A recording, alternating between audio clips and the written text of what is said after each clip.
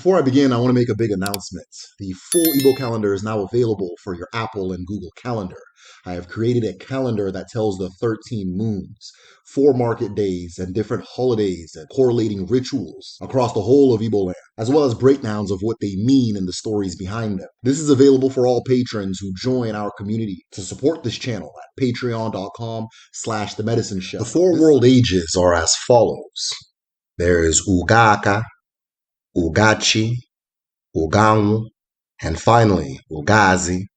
The first world age is Ugaka, which is defined by oneness. A oneness with each other and a oneness with Chukwu and Eke, all of creation. In this time, the human mind and being saw no distinction between it and creation. All things existed as one single consciousness, a single awareness. As extensions of creation rather than a creation unto itself, the people of Ugaka experienced no death, nor did they sleep, hunger, or eat food. Rather, all was sustained through the mind and through mendu, or breathing alone. It is said that in this time, humanity was light, without tangible physical forms, not yet acquiring material bodies, and that in this age their primary home was Obi-Chukwu. The earth itself existed as an excursion or vacation place, and it is said that of all the light beings that existed in Obi-Chukwu, only a few came to the earth and remained here to gain human form and become the human race, meaning that there are celestial cousins who never manifest in human form who live beyond our realm till this day. Based on the stories from this time, the use of physical force or effort to attain things was unknown, as oneness with Chineke and a lack of physical form made this unnecessary.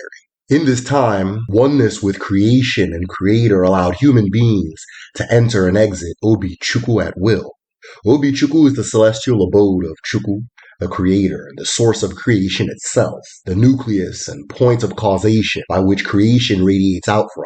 It is said that the people of Ugaka lived in Akun, the nest of Chukwu, the way an unhatched egg lives in the nest of its mother. This is also important to note, as the time of Ugaka was a time of darkness, when the world was said to be in a shadow or shadowy in essence.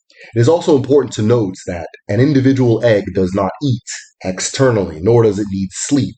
At the same time, it is one with its mother, needing its mother's presence and body heat for its own regulation. The ability to enter and exit Obi-Chukwu at will was not only caused by the oneness of the Ugaka people, or Umuaka, a term that is used today to say children. The ability to reach Obi-Chukwu at will also came from the purity of character, spirit, body, and mind of each and every living person in this era. In this age, the first people, also known as Ndimbu, did not lie, fight, or act against universal order.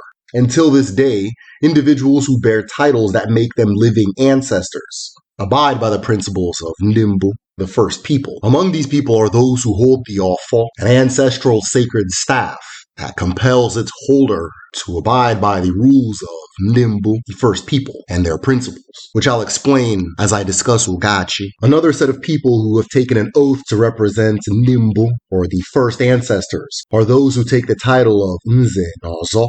Both Nze and Ozo are men who have taken a vow to become living ancestors and are thus ritually bound not to lie and go against the principles of the Ofo that they swore their title to. With both titles, you'll see use of the feather to represent an individual who has the title. In Igbo symbology, a feather is key to accessing the heavens, as it is key to the flight of the bird. The feather therefore represents purity and lightness of heart, and thus the feather is awarded to individuals who can access Obi-Chukwu, as ritually both Nze and Ozo must undergo a ritual death and reawakening in their new form.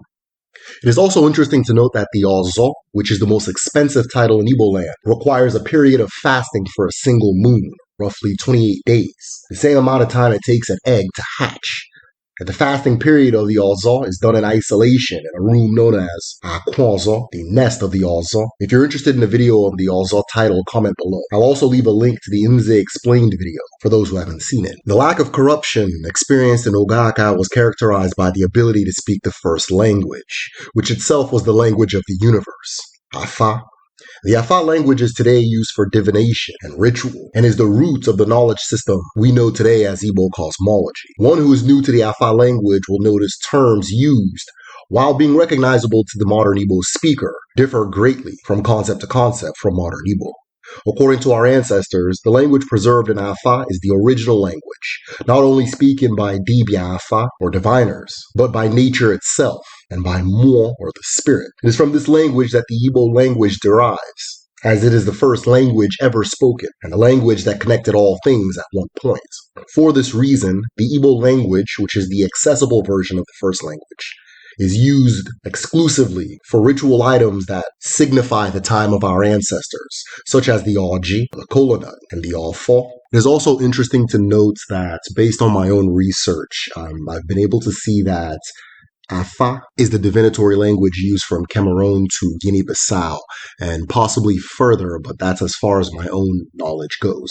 Or more specifically within the cultures of the Niger-Congo language family. And in the space between Igbo land to modern Togo, the name Afa is still used to this day, though with different pronunciations. So in Benin, which is west of Igbo land, the term is Afa or Mini Igbo, or the Afa of the Igbo people. North of Igbo land and Igala land, it's known as Efa. In Yoruba culture, it's known as Ifa. The Urobo call it Efa, and it again becomes Afa in the Ewe culture of Benin and Togo. If you're interested in a video on Afa, comment below.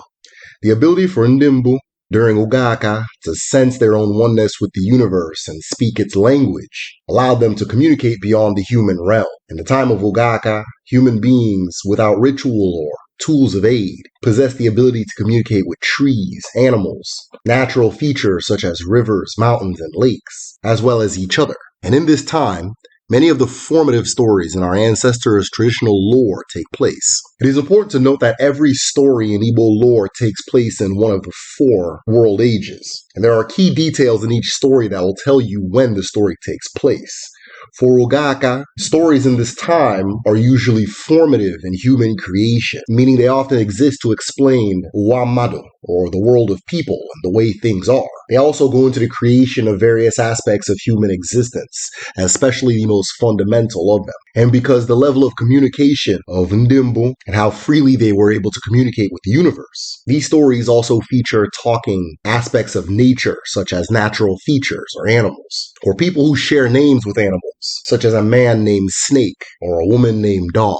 As during Ugaka, human beings bore the same names as trees and animals. In my video, Sacred Animals Part 1 and 2, I point out how our ancestors held a belief that the Mo, or auraic spiritual essence of an individual, can be shared with an animal. And oftentimes, that individual can appear in your dreams as that animal, because what you sense in the aura of the individual, their Mo, is similar to what you'll sense from that animal. The blurry distinction in the realm of dreams is a remnant of how our ancestors saw themselves in Ugaka. Many stories from this era feature direct learning from Chuku and direct receiving, and at times the Aba, or spirit forces, of the elements of the universe. One of the most famous of these stories is how